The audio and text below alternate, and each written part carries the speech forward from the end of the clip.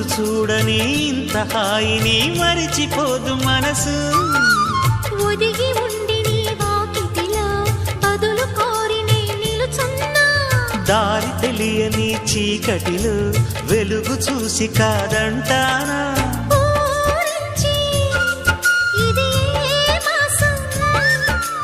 ప్రేమించే ప్రతి గుండెను అందెల సందడి చేసే హేమంతం ఇది. మన సొంతం అయినది. కిలకిల నవ్వే కోయిల కోసం వచ్చింది మధుమాసం. మిలమిల